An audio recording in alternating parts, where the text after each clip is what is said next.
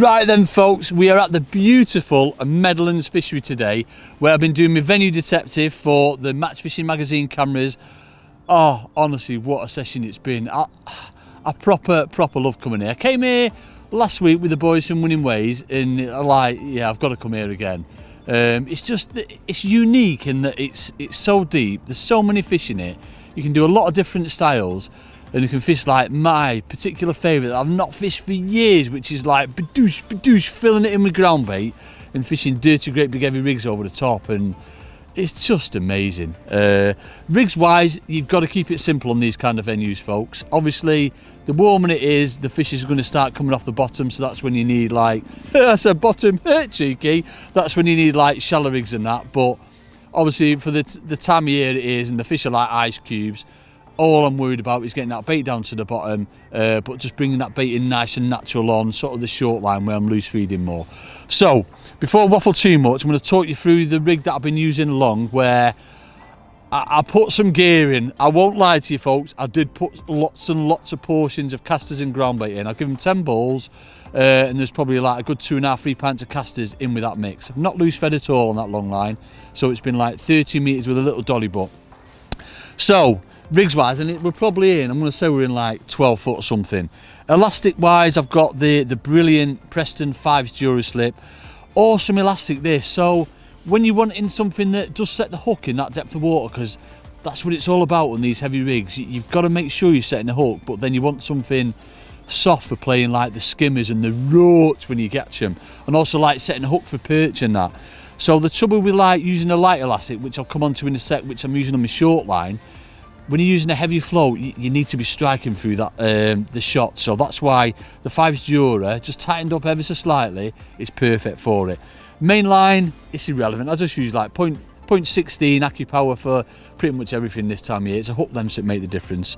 So we've got what, probably 22 inches getting on for 2 foot between pole tip and float, because obviously big open water, it lends itself to lots and lots of wind, so obviously undertow comes into it, can be blowing your pole over the top, so you don't want to go right short between pole tip and float, so that's one thing to bear in mind.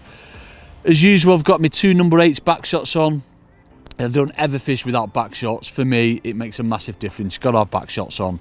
And then the business look of that bad boy.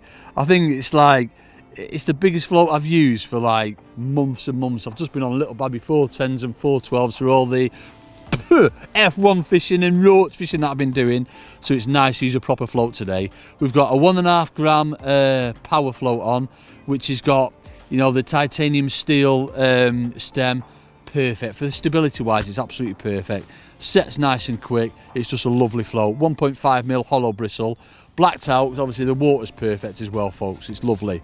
And right, just wait a sec, it's going to take me about half an hour to get down to the business end now, folks. We're getting there, you know what I mean? It's proper deep. I say it's a good sort of 12 foot. Now I won't lie, folks, I don't I don't normally use shots for me shotting, or big non-toxic shots like this.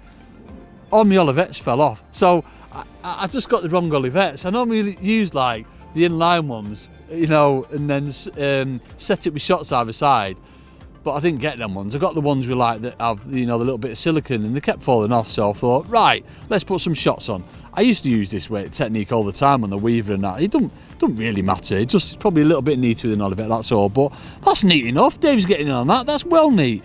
We've got, I think they're BBs, and I think that's like it's either a number 4 or in between the number 4 and a BB, something like that. And then we've just got like trimming shots above the shot. I don't know why I put them above the shot, they should be down there, but there you go, it doesn't matter, does it? But what I do touch upon, joking apart, is why I've got 4 number 10 stots on. Now I do love using obviously shots when I don't want to move, you know, sort of like the shotting pattern. When I want it fixed, shots for me, you've got to use them. But the way it is on here and the way the fish feed, certainly the skimmers and the roach, they occasionally come off the bottom, so I might want to like move them up and have a real slow fall, you know, sometimes not even have anything from like 14-15 inches away from my hook, so it's falling really slow. Or I can have them like I've got now. This is my preferred way, where I've got my hook on there, which is a 16's SFLB, straight out of the packet, folks. No messing around with me these days, you know what I mean? 6-inch hook length to point 11, and then we've got 4 number 10 stots on, spaced evenly up the line.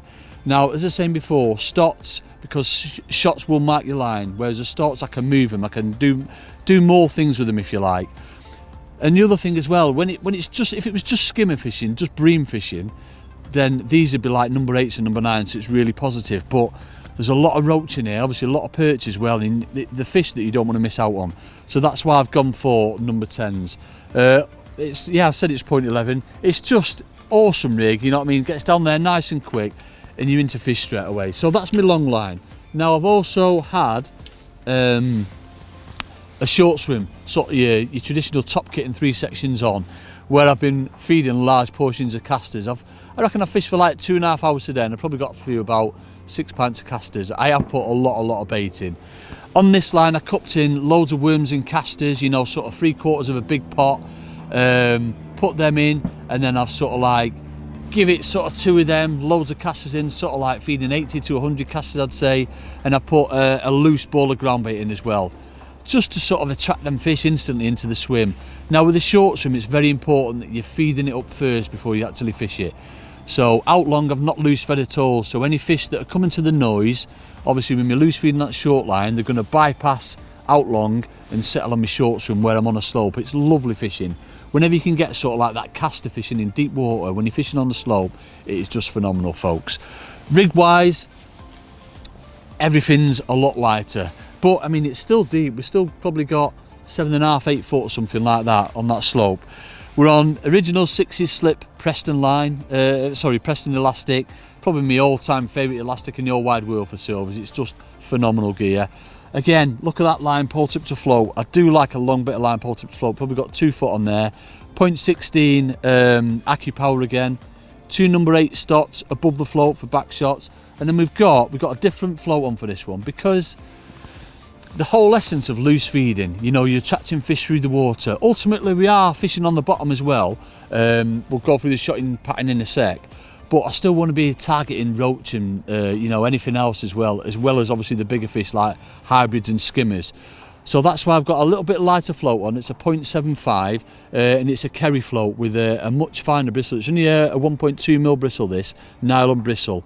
Again, blacked out, you can see the float's perfect.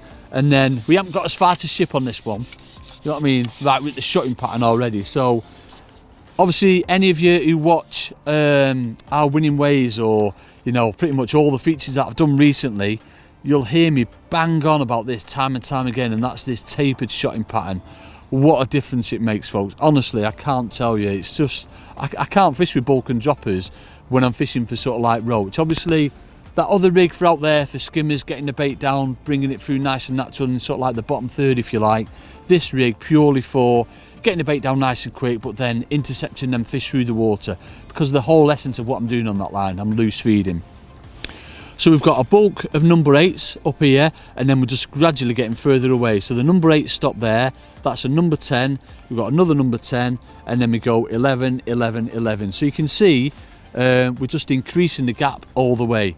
It's a phenomenal way of fishing. Exactly the same hook on again. We've got a 16 SFLB, straight out of the packet, folks. I'm loving it. 6 inches, and it's been an awesome session. So the undertow has been absolutely perfect as well. So then them's the rigs. I'm going to talk about the session now. Undertow, you've got to bear in mind which way the undertow is going to go. So today it's been perfect. It's been backing up against the wind.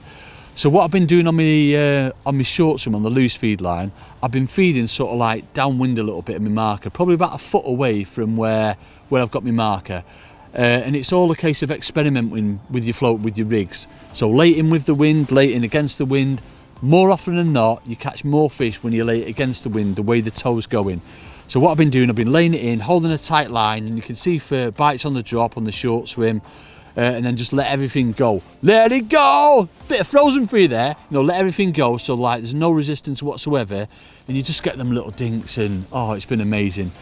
Fishing over depth wise, so on that slope I've been pretty much to like the middle of the body, because obviously roach fishing and that. I have had some big skimmers on it as well and some nice perch, but on the long line I've been probably 3 or 4 inches over depth.